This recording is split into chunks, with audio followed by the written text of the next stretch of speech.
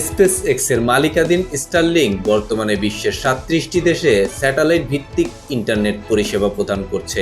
গত বছরের শেষ নাগাদ তাদের গ্রাহক সংখ্যা 46 লাখ ছাড়িয়েছে। স্পেস এক্সের মালিক ও সিইও ইলন মাস্ক প্রতিনিয়ত চেষ্টা করে যাচ্ছেন এশিয়া সহ বিশ্বের বিভিন্ন অঞ্চলে স্টারলিংকের পরিষেবা চালু করতে।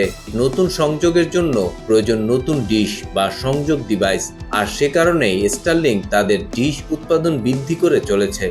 টেক্সাসের ফ্যাক্টরিতে এখন প্রতিদিন 15,000 স্টারলিংক ডিশ তৈরি করা হয়। টেক্সাসের বাস্ট্রপে অবস্থিত এই ফ্যাক্টরির উৎপাদন ক্ষমতা আরও বৃদ্ধি করতে চায় স্পেস এক্স। সে লক্ষ্যে এবছর এই ডিশ ফ্যাক্টরির আয়তন 1 বিলিয়ন বা 10 লক্ষ বর্গফুট বাড়ানোর পরিকল্পনা করছে প্রতিষ্ঠানটি।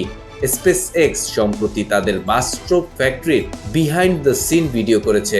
ভিডিওতে দাবি করা হয়েছে যে প্রতিদিন ফ্যাক্টরিতে 15,000 স্টারলিংক ডিশ তৈরি করা হয়, অর্থাৎ বছরে 55 লাখ ডিশ তৈরি হচ্ছে এই ফ্যাক্টরিতে।